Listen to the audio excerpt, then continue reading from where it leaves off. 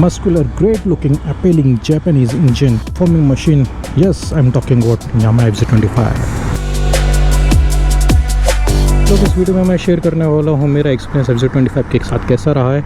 अभी इस बाइक में जो भी फ्लॉस हैं, कमियाँ हैं या फिर जो भी अच्छाई हैं, उन सभी को मैंने एक्सेप्ट किया, तभी मैंने जाहिर सी बात ये बाइक ली है और मैं इसको इतना किलोमीटर कवर कर चुका हूँ, चला चुका हूँ इस बाइक को। तो चलिए फिर अभी तक के मेरे एक्सपीरियंस को इस बाइक में कैसा रहा है उसको डिस्कस करते हैं मेरे हिसाब से। तो भाई लोग, फर्स्ट थिंग, इस बाइक का माइलेज चेंज हुआ है के टाइम के साथ।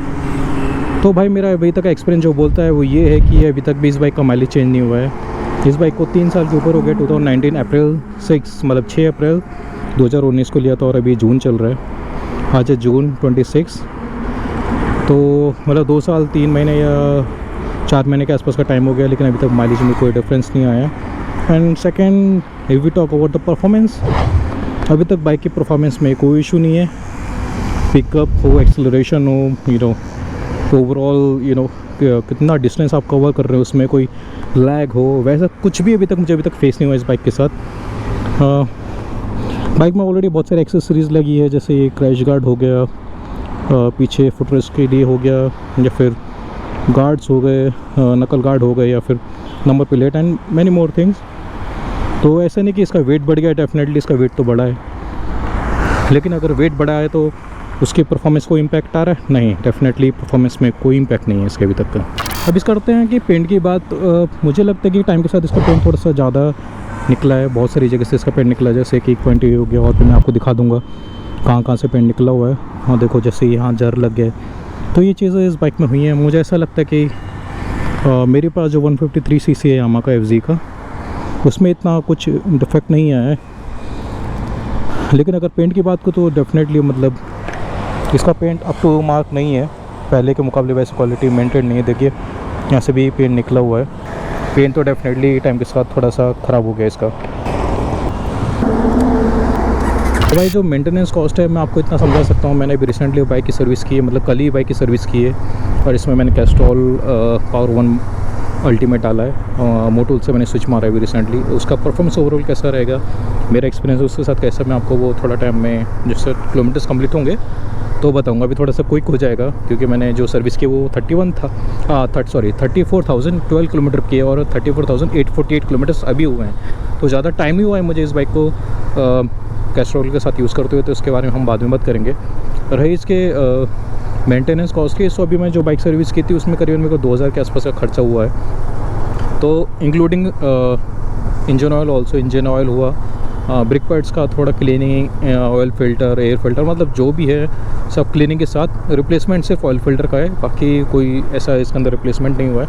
तो अगर आप कभी भी FZ25 की बेसिक सर्विस करते तो मेरे को आज भी 3-3.25 साल के बाद भी बाइक का जो कॉस्ट, मेंटेनेंस कॉस्ट आता है प्रॉपर सर्विस करने के बाद, करीबन 2,000 के आसपास आता है।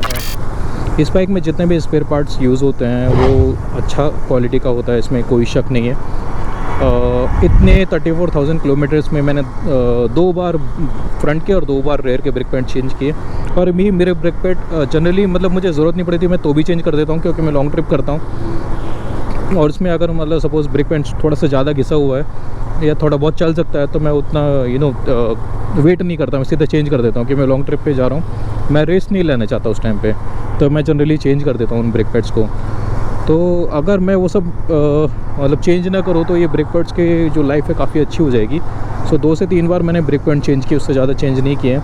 एक बार फ्रंट फोक सील मेरा राइट साइड का गया, जो मेरा लद्दाख में गया था, उसके बाद से अभी तक भी फोक सील अभी तक नहीं गया इस बाइक का कोई भी। उसके बाद मैंने अभी तक एक बार टायर चेंज किए हैं इस बाइक के, दोनों टायर चेंज किए हैं, फ्रंट भी और रेयर भी। चेन स्प्रोकेट मैंने अभी तक एक बार चेंज किया है इस बाइक का। उसके अलावा मैंने क्या चेंज किया है, उसके अलावा हाँ या थ्रॉटल बॉडी क्लीनिंग की है, फायर सिस्टम क्लीनिंग किया है, बस इतना ही किया है मैंने 3-3.5 साल में। उसके अलावा मैंने कुछ भी नहीं किया इसके अंदर। तो ओवरऑल जो स्पेयर पार्ट्स क्वालिटी है और इसकी जो ओवरऑल जो क्वालिटी है बाइक की, वो काफ़ी रिलायबल है।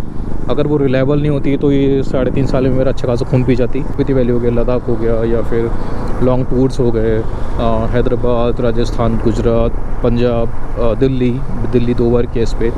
तो इतना समय मतलब गाड़ी की अच्छी खासी हालत ख़राब हो जाती है, लेकिन अभी तक टचवुड स्पेयर पार्ट्स की क्वालिटी अच्छी होने की वजह से इतना कुछ फ़र्क नहीं आया है। और जैसे मैं माइलेज के बारे में पहले बात कर रहा था, तो माइलेज मेरे को अभी भी 39 से 42 के किलोमीटर के बीच में मिल जाता है। अभी देखो, अभी का चेक करता हूँ, मैं सिटी में भी चला के आया हूँ अंदर ट्रैफिक में भी, तो माइलेज 38.4 अभी रिसेंट का देखो 38.4, मतलब मेरे को इसी रेंज में माइलेज हमेशा मिलता है, ज़्यादा कुछ फ़र्क नहीं आता है। अगर हाईवे पे जाता हूँ तो कभी कभी मेरे को 42 या 42 प्लस भी मिल जाता है। सिटी में 36 के नीचे मेरा आज तक नहीं गया है। 250cc सेगमेंट की बाइक होने के बाद इतना अच्छा माइलेज आना एक खुद में एक मतलब इम्प्रेसिव बात है। और अभी इतना मैंने बाइक चलाया है, काफ़ी अच्छा बाइक चला है, ये काफ़ी डिस्टेंस को भी कवर की है। अभी एक पॉइंट जो बहुत सारे लोग डिस्कस करते हैं, बहुत सारे रिव्यूज़ वीडियोज़ में उनका जिक्र किया जाता है इस बात का कि do you feel that we need to have 6th gear.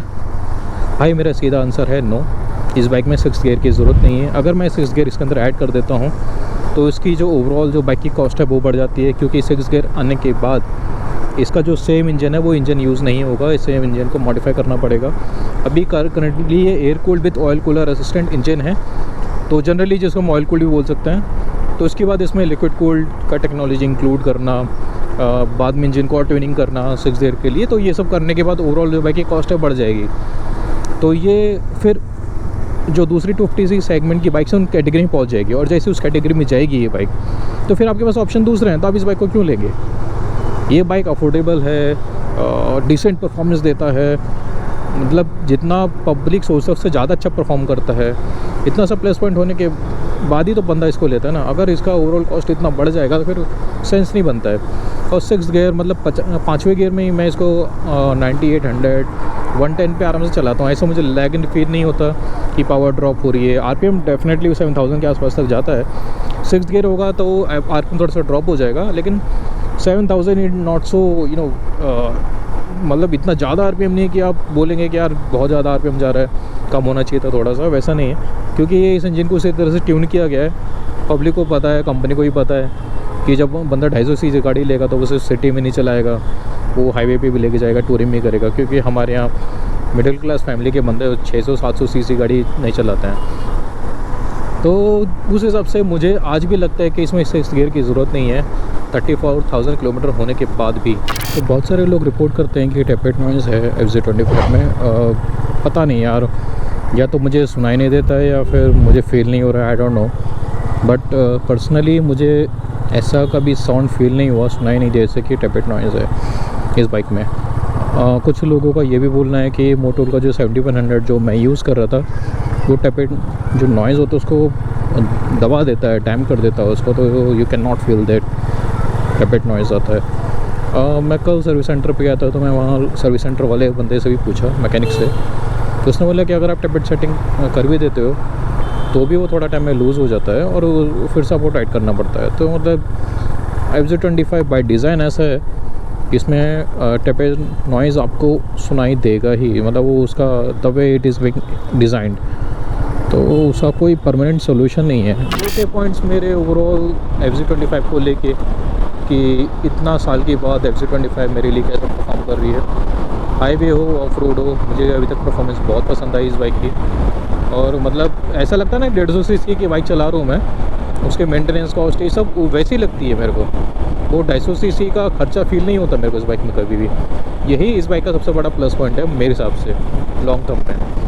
क्योंकि आप 250cc गाड़ी चलाओ और आपको खर्चे 250cc जैसे हों, तो बाइक को सिटी के बाहर निकालने को भी 10 बार सोचता हूँ। सिटी तो छोड़ो, घर के बाहर निकालने को 10 बार सोचते हो आप। आधे से ज़्यादा अभी तो बहुत सारी 150cc हैं जो इतना ही माइलेज देती है जितना ही देती है। This was my experience with FZ25 and that's what I think about this bike after completing 34,000 kilometre.